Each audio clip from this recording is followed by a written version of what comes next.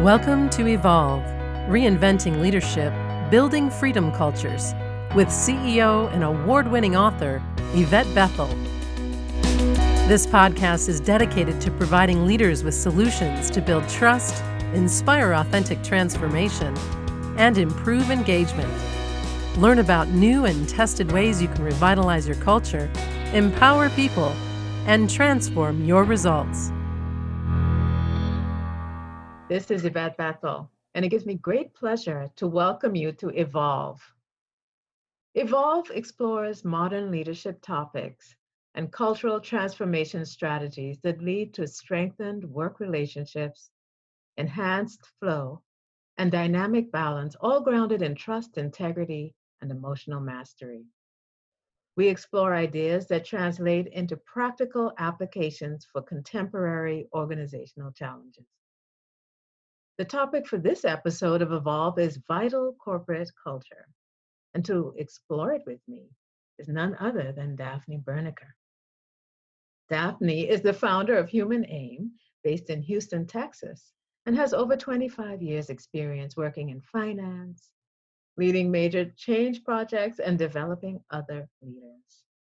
Proactive companies that care about their people and legacy partner with Daphne to develop fulfilled leaders and magnetic, highly successful organizations. Human Aim is a 6 Seconds preferred partner, and 6 Seconds is the first and largest organization supporting emotional intelligence development, researching and sharing powerful tools and methods to increase value and emotional intelligence. So, hello, Daphne, and Hello. welcome to Evolve. Thank you very much for having me. I'm delighted to be with you today. And Yeah, it's thank you such for a that. pleasure to have you finally. Yes, absolutely. Thank you. Now, Daphne, please share with us a little bit more about your background and help the audience to understand how you got interested in transformation and change. Well, as you said in the intro about me, I started out in business, and in being a business leader, I came to the point in my career where I was really called upon to head up some major change projects. And what became evident to me is that while, if you have the know-how and you have people who are skilled and have people that are knowledgeable, you can make changes for a bit or maybe force people into making a change. But if you really want a sustained change and you want to have a vibrant corporate culture, you need to engage people in that process. And my undergrad was biochemistry and psychology, and I sort of reached back to that from before my business school days, and really thought about what it is that it takes to help people and organizations be truly successful and to make those changes that stick and that are the changes that will help them be most successful and connect best with their consumers. And in that process, I did a lot of research about the type of way to go about this and found myself with several organizations, one of which being 6 Seconds. And I very much like their tools, and I know you also are a preferred partner. So it's been a pleasure for me to work with 6 Seconds using their tools and really have the opportunity to help a lot of organizations make some pretty big leaps in their success. Yeah, and the topic is really about vital corporate culture. So tell our audience a little bit about what a vital corporation looks like. Well, I think one can tell if a corporation is vital, honestly, just by walking in the door. What does it feel like? Mm-hmm. Do they, are people happy at work? Do they trust each other? Do they trust the organization? Is there a sense of integrity? And do they know where they're going? Are they all on the same page in terms of where they're trying to get? And do they have the support that they need in order to be able to get there? That, I think, is probably the biggest part of a vital organization. Now, you published a case study on 6seconds.org called, or about a company called Vega Energy Partners. Now, tell us a little bit about why they contacted you and what was going on and what they wanted to change. So Vega Energy Partners at the time was about 5 years old and was based in Houston and had about, I'd say, 18 to 20 people working at Vega. And they contacted me because they had grown to the point where they were reasonably successful. They had their business line in order, but the owner of Vega felt like he really wanted to retain and grow his people. And the people had a skill set, but did not really know what they needed to do to get to the next level. And so for them, he just reached out and said, Daphne, I don't know exactly what it is you do, but I'd really like it if you just kind of help me develop my people. He's very, very successful, very outward facing, very interested in marketing, cares deeply about his people, but did not want to get bogged down in running the company. And he needed people to be able to anticipate and grow the company. And specifically, he had identified Aaron Berg, who is, I guess, Vega doesn't really have titles, but I'd say he's the COO of Vega, as his sort of internal man running the operations and everything else, but running the people and making sure that the company was very successful. And Aaron at the time was quite young. He was in his maybe early 30s and really had not been a leader elsewhere before and had not had any particular leadership development, and had sort of tried to do different things and get people on, and Vega on board, but he didn't really have but necessarily the skill set, nor did he have a group, a cohort that he could rely on to support him in this endeavor. And so what I proposed to David is that, David being the owner of the company, what I proposed to him is that we create a group of people, a small group of people, who would then become that cohort with Aaron. And he liked that idea, so we picked up Aaron and then the head of trading, guy by the name of Chris, and then a woman who also had come on very early on in the life of the company. Her name is Ashley. And the three of them became a little experiment, effectively, like doing a combination of things. We did coaching and also group coaching, and we also did training around specific leadership topics. The first of which actually was building trust. My favorite topic. There you go. Yeah. Now, I know that you used 6 seconds tools because in setting the stage and diagnosing, I know they would have had their own ideas of what they thought the issues were, but I know that you use tools in the process. Tell us a little bit about the tools that you use to measure various aspects of climate and leader behavior, and how you use them. How did they contribute to the measurement process and getting them to where they needed to be? So I used a bunch of tools, a lot of which were 6 seconds tools. That is correct. The first thing I did with everybody is we just kind of, had an intro to what is emotional intelligence and why it matters. Because back then people didn't realize necessarily, most people were not aware that EQ is twice as important to success as is IQ. And they were like, oh my goodness, what's this? We would like some of that. And so that was kind of an interesting beginning. Yeah. I mean, remember, this was several years ago now. I think the world has progressed. The word is out. But anyway, so one of the first things we did was an EQ leadership assessment. And the idea there was for them to understand through the debrief process what was going well for them as developing leaders and how that related to their success. and what they might want to develop further, what skills they might want to develop further in order to be more successful.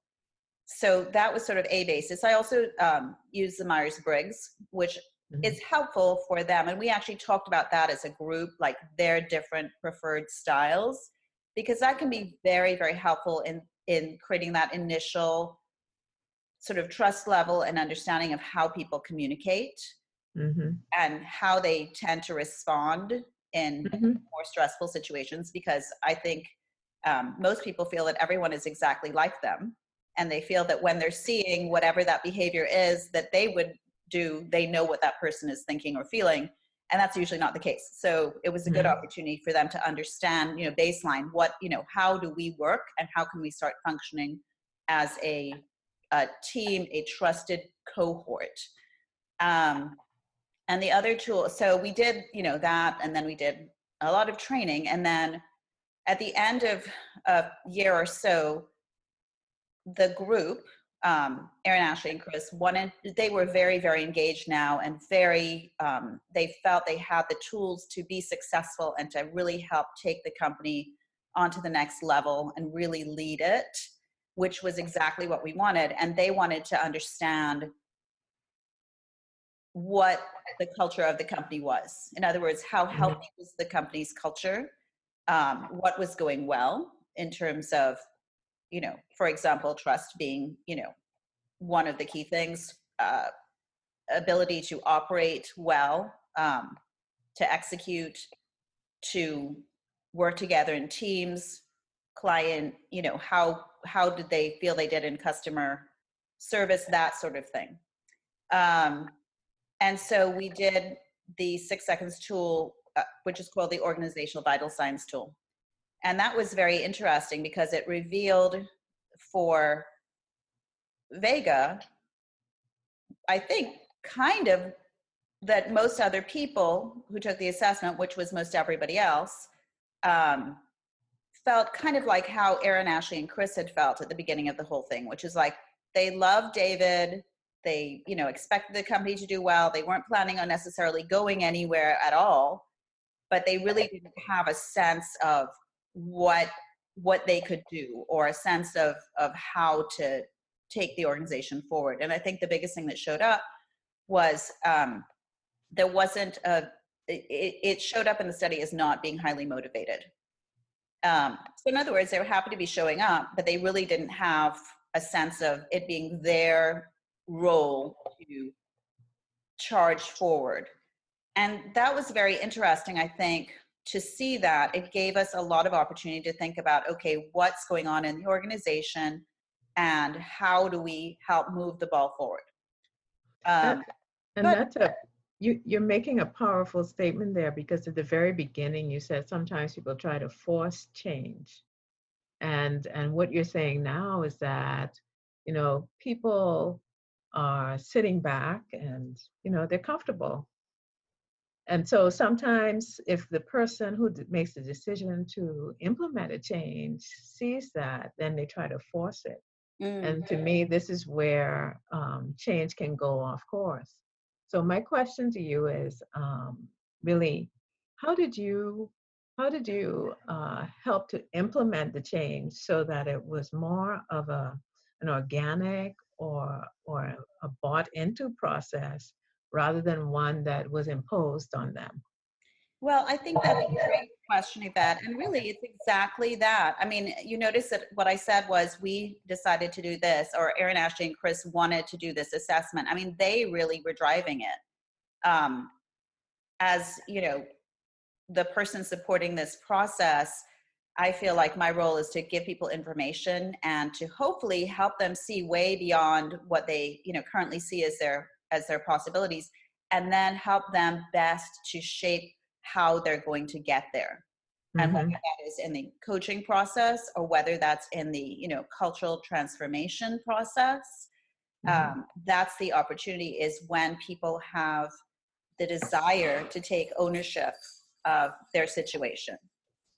So, for them, what became the answer was what they could having these tools, having the ability to take a look at their company and what it looked like really gave them a lot of great information about how not just how they were seeing things, but how everyone else was seeing things, and the ability to have some good conversations with people around it, and the ability to then start developing people in the way they needed to develop. I think for the most part, when people are asked questions, that is a huge way to open up a dialogue and people's interest, because they feel like somebody cares about, what they have to say. Mm-hmm. A lot of times, or every time that, I help facilitate change, emotion is an integral part of that. Now, what did you do? First of all, what were some of the emotions that emerged? And how did you manage that? Identify them, because a lot of times they remain either undetected or ignored. And maybe I'll stop there and just ask you, what happens when you ignore this? Well, I think, what you alluded to earlier, which is that sometimes people really get into a situation where like they resist change and then people try to force it and so on.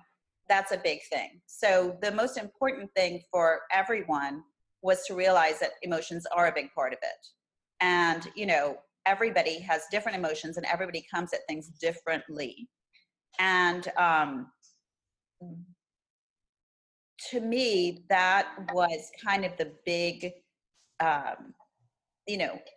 get for them, is recognizing what they're feeling and also recognizing how other people might be feeling and anticipating that, and making sure they're bringing people along, and creating the ability to feel safe expressing what you feel or expressing what you think. Now, what exactly? It sounds like they were already somewhat cohesive, but for organizations listening, people from organizations who are listening to this, who are coming from low trust environments, like how could they build that safe space so that they can open the door to people giving them the information they need as they move through the change? I think the most important thing to do is to set expectations and to be very, very clear in communication. And I'm sure you see the same thing yourself. Communication is hugely important. So one of the things that, and the funny thing is, I think the smaller the group, whether it's a small group like at corporate headquarters or whether it's a fairly small company, the more people think they are communicating. And oftentimes the more there is the, complete just missing of everything else that's going on, because they just think everyone they're sitting next to me, so surely we're on the same page. And especially, Yvette, I think when you deal with oftentimes people who are introverts, sometimes inadvertently they just don't communicate stuff. It doesn't occur to them to say something that is important. And I mean, I can think of a specific situation myself, and I'm not particularly introverted, but when you're moving very fast and you're in a change process in a company, there was one point when I was doing a lot of stuff and I had a lot of people reporting to me, and I remember walking into a room and saying to everybody in the room, okay, in 5 minutes, we've all got to go have a meeting on such and such, in such and such a place. And then I go back to my office, get my stuff together. And then somebody came up to me, thank goodness they trusted me to do this, and said, Daphne, so-and-so is in the bathroom crying. She thinks you're firing her. I'm like, what? I'm like, no, what you see is what you get. I am not that person. And why would she think that? And this person was like, well, because she wasn't there when you came and told everybody we were going to meet, so she thinks she's being left out. So that's a good example.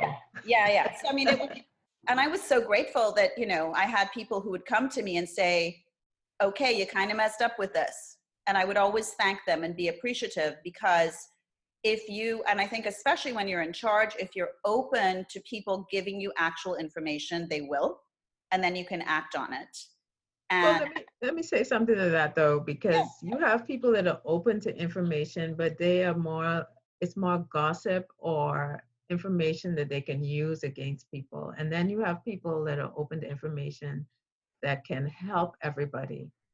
There needs to be a distinction between the two, because a lot of times people just listen to information that can be hurtful versus supportive. I think you're absolutely right. And that doesn't go without saying. In my head, I wasn't even thinking about that, but you're correct. No, it's setting the tone of Mhm. respect and trust and openness. And by openness, being open to information about how to help the company or how to be a better leader or how to, make sure people are successful as opposed to, as you said, sort of that, gossipy stuff. And if you don't encourage it, it's probably not going to happen. Yeah. Because I find that a lot of people confuse keeping their ear to the ground with gossip, and they don't understand when it becomes something that's not supportive.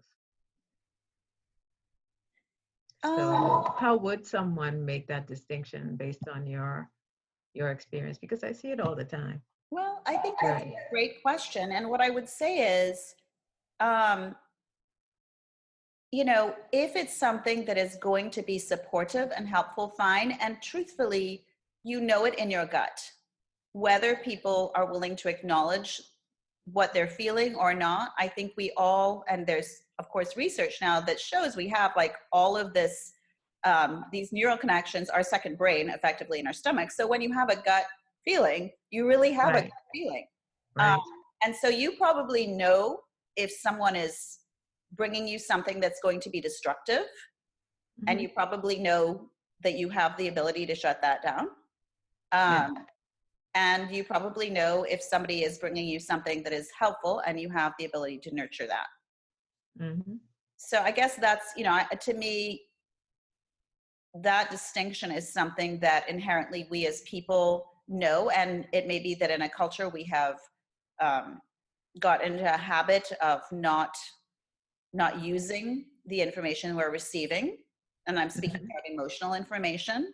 Hmm. But I think that too is something we as leaders, as change agents, as people creating a culture of trust, need to be very conscious of, is how are we growing the things that we're seeking to grow? Or are we growing the things we're seeking to grow? And how will we grow the things we seek to grow? What were some of the things that you and did together with Vega to ensure that there was a successful outcome with the change? Um, that really had to do with people being engaged and involved in the process and giving input. And one of the first things we did in setting up, communicating about any sort of assessment, especially a corporate assessment, um, you have to let people know why you're doing it and what they can expect from it. Um, and also, there's debate about this, but I think that, and I think there's research that shows this as well, that having an anonymous assessment is going to yield um, better results, more real results, because people won't Mhm. be afraid of uh, repercussions. For example, they'll be able to give actual information. Um, and setting it up like that, saying, hey, we're gathering information for this purpose. We want to make the company stronger. We really care what you think about and how you feel about this company. We want your ideas. We'll let you know what we'll give you feedback on what came in, and we'll also let you know what we can do and what we're going to do about it, and what we can't do anything about, or if there's stuff we can't do anything about. But the main thing is, Mhm. we value you. We want to know what you have to say, and you know please give it to us straight, so to speak. So, from your perspective, what does Vega do differently now that they would have gone through this process? What? The most striking thing, well, first of all, the company went from being about 18 or 20 people to being about 30 people and did a $6 billion um, asset purchase over the course of that time, and is also currently the only gas supplier to India. So they've managed to go from a small but secure sort of outsourced trading arm of a utility company to a great deal more. Um, what I see in the company is that everyone now is on the same page, and everyone is very engaged in taking the organization forward, and they know how to do it, and that they all communicate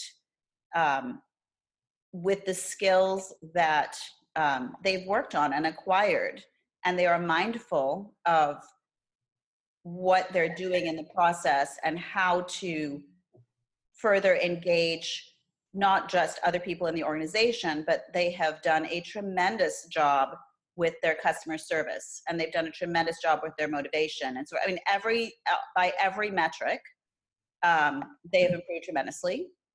The only metric that's gone down, and we've done this survey several times, the only metric that's gone down, honestly, is readiness for change, because they like it.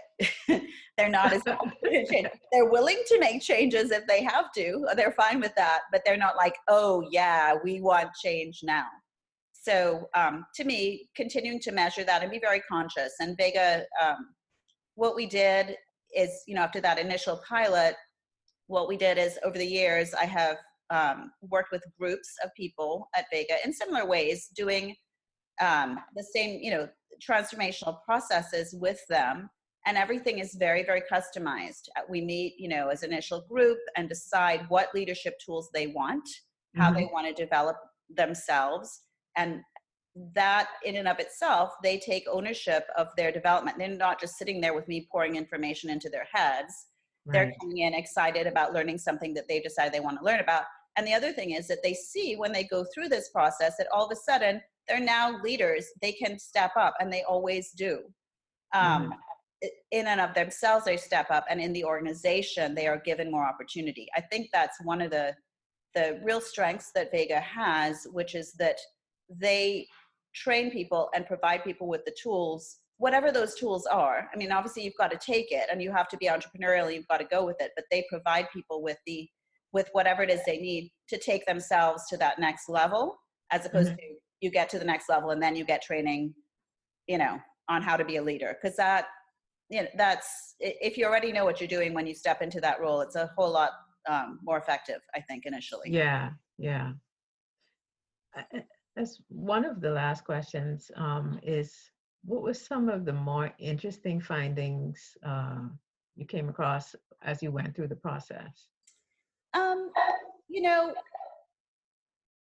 What was interesting to, I think, all of us, is that even though you think you know what people are doing, and you think you've kind of got your formula down in terms of like how you train your people and how engaged you are and so forth, doing these assessments, doing these surveys periodically gives you the opportunity to see what's going on, and then you can adjust. Then you can, provide information, because otherwise you might, again, if you're sitting right there, you think everybody is on the same page, and you might be missing a whole bunch of information. So, and that, and also this sort of ongoing, I think everyone has been surprised at how quickly they were able to make these changes and make them stick in an ongoing way. I don't think they expected that, because usually people are like, oh, change is really hard. Change is, nobody does it. It doesn't work. Oh, we've tried this, we've tried that. And so I think they themselves were surprised at how actually it's not hard when you, kind of get involved and get excited about it, when you're given the opportunities to provide input and a vision for, a vision and trust in you as a person. They were able to step up and make it happen. And I think, if you'd asked any of them, however many years ago, where they thought the company would be today, I don't think they would think it would be this massively wildly successful. And You it's know, it's a nice thing because I feel like, I've had people say to me, "Oh my gosh, everyone here just loves working here." And it's true. They do. you said something just so powerful about change that you never hear anyone say, and it's that once people are engaged, change is not hard. But anyway, um, just as the last question, what's the best advice you can leave our audience with that can help them when they have to face leading through change? I think the most important thing to do is to be open to all kinds of information Hmm. and to be able to respond appropriately to that information. So, leading change is about a lot of adjustment and a lot of understanding, and it's an iterative process. And I Hmm. think we also have to realize that, you might try something and it might not be perfect. Sometimes people get really stuck on what's going to be the perfect way forward. Hmm. Well, who knows until you start it, right? I mean, you're going to do your best to do it, to start it right, but that that ability to be open to the process and to each other, and um, to what the market is telling you, what your coworkers are telling you, um, and to be open to communicating around that Hmm. is very, very, it's just very important. Just not judging, but being open and being able to kind of move with the process. Wow, Daphne, I'd like to thank you for such an engaging interview. Your insights will certainly help our audience to develop the skills they need to create healthy cultures. And to our audience, this has been Yvette Bethel and Daphne Bernicker. And we thank you for taking the time to join us on Evolve, Reinventing Leadership, Building Freedom Cultures. Thanks for listening to Evolve, Reinventing Leadership, Building Freedom Cultures. Visit ifbcentral.com to learn more about how you can reinvent your leadership and transform your team, starting with trust.